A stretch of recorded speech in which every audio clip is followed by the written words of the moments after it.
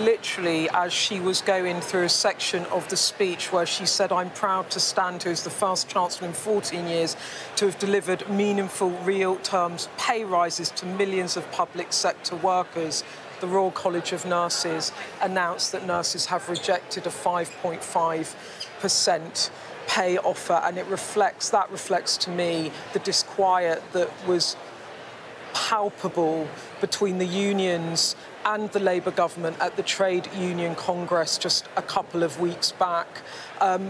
It's a bigger reflection, I think, of if we stand back and say, what was that speech all about? I think really, in a nutshell, for me, that speech underlines how difficult the early months of this Labour government is going to be, and reflects actually how difficult and bumpy it has already been in the first few weeks, because we said at the time of the election that despite that massive majority, the honeymoon could be short, and goodness me, they're feeling it, because this is a Chancellor that has stood up on that stage, and she has basically said, "I'm going to make tough choices. I'm an Iron Chancellor. The public finances are worse than I expected." And actually, there is not much she can offer in the short term. When you look at the speech in the roundabout, what was she trying to do in terms of the framing? She did talk about the promise of a brighter future. She said, "Believe me when I say my optimism for Britain burns brighter than ever. My ambition knows no limits. I can see the prize on offer if we make the right choices now."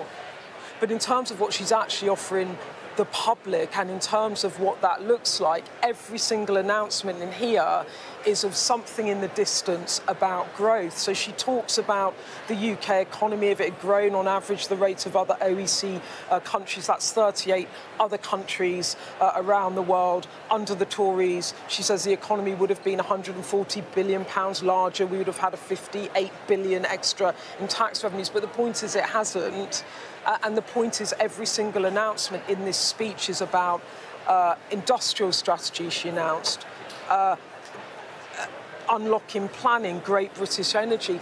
All of these things promise the idea of growth, but some way down the track. And in the meantime, what did she actually offer? Conference as a new announcement. The thing in the speech was the COVID commissioner to try and claw back £700 million in contracts under dispute. Got a big cheer in the hall, but that was the announcement in the speech of what she can do now.